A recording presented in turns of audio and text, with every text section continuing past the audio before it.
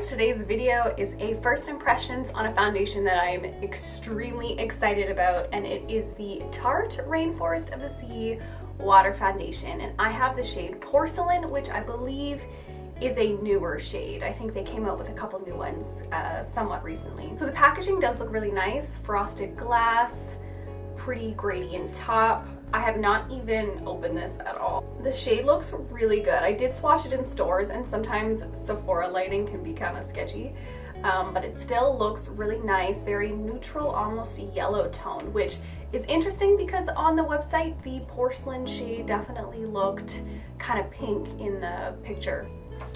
All right, so what does this guy say? I hate when they don't give me any reading materials.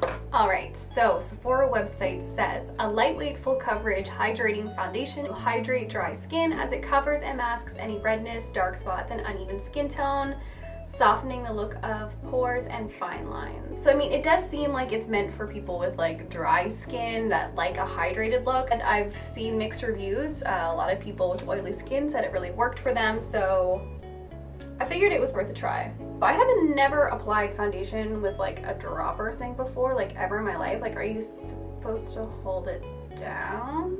So I'm gonna do half my face with a beauty blender, which I just picked up a new one yesterday. I have not had an actual beauty blender in an extremely long time.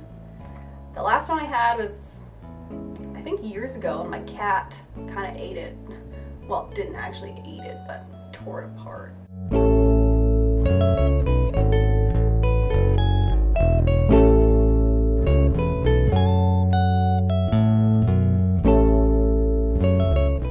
That gave me very, very light coverage. So I mean, it did like even out my skin tone a little bit, but it definitely didn't give me full coverage. Maybe you just need to use a lot more. Okay, I just put some on my hands, so I'm gonna like dab in first.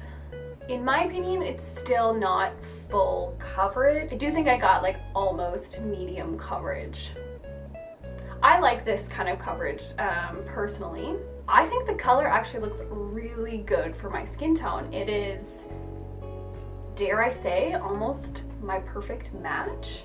It does look very natural as well. It has a very skin-like finish where it's not dewy, but it's not like matte either. It has set down really nicely, although I do feel like at this point it would still transfer a little bit. Let's see if we can get a little bit more coverage with a brush. I'm gonna use this like random fake Artis brush. This was literally like, I don't know, $10. I think that I got a little bit better coverage initially with the brush, although I think I still like the application better with the beauty blender. And I say that because I felt like as the foundation was setting, as I was, you know, continuing to like rub it into my skin, it kind of like pulled the product in a weird way. It looks really ghosty on camera.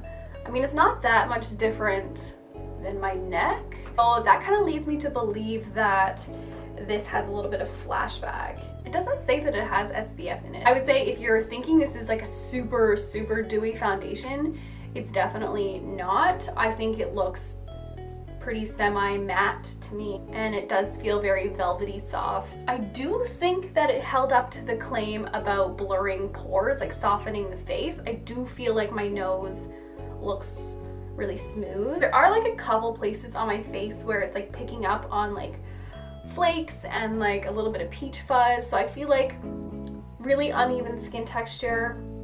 Might not like this. So for me, it's like all about how the foundation wears. I have oily skin, and I'm not going to be setting this with a powder or anything because I want to see how the foundation works on its own, and I will be checking back in with you guys later on to show you how it held up.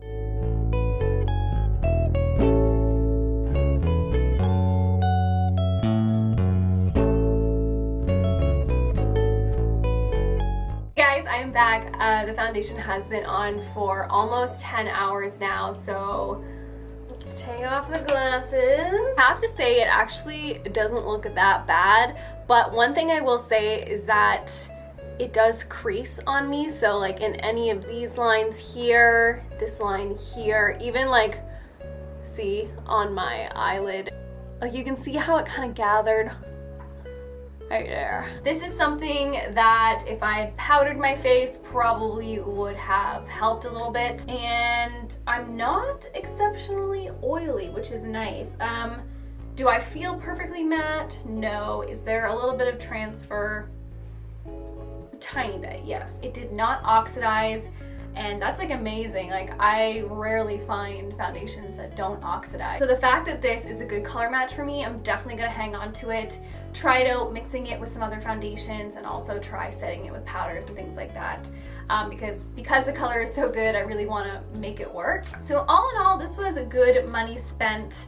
I don't know if I said how much it was, but I think Canadian dollars it was 49 or 47 or something like that. I think in terms of recommending this to somebody, I think if you have dry to normal to slightly combo skin and you don't have a lot of like fine lines, I think that you would really like this foundation. I think if you have oily skin to oily combo skin, I think you're better off skipping this or trying to make it work by, you know, mixing it in with other things or using special primers and powders and things like that. Anyway guys, thank you so much for watching. I hope this was helpful and I will see you in my next video. Don't forget to subscribe. Bye.